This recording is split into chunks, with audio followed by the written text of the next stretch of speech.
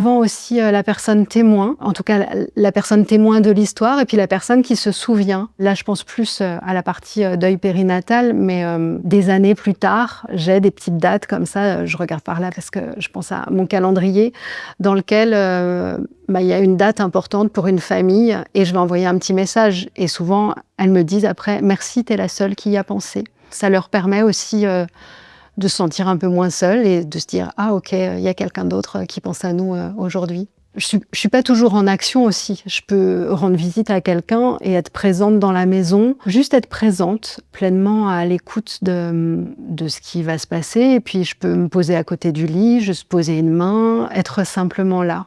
Dans les sujets abordés, il y a les croyances, la manière dont chacun va envisager un après ou pas du tout. Il peut y avoir aussi l'organisation des obsèques. La personne, elle peut penser en amont à comment ça va se passer. Qu'est-ce que je voudrais comme musique? Qu'est-ce que j'aimerais qu'il se passe après? Souvent, on peut être en plus pressé par le temps et puis on se retrouve dans un espace qu'on ne connaît pas forcément, les pompes funèbres, avec comme l'impression qu'il y a un business derrière. Donc, c'est se dire déjà, enfin moi en tant que doula, je peux déjà dire il y a peut-être un peu plus de temps qu'on vous laisse croire pour choisir, pour réfléchir à tout ça.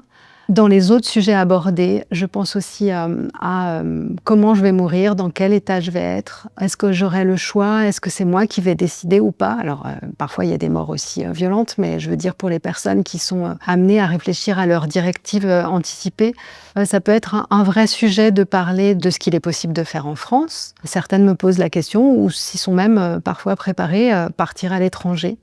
Juste une présence, juste une main posée, ça peut faire la différence et ça change tout, de ne pas se sentir seule. Enfin, l'isolement, c'est le plus compliqué, je trouve.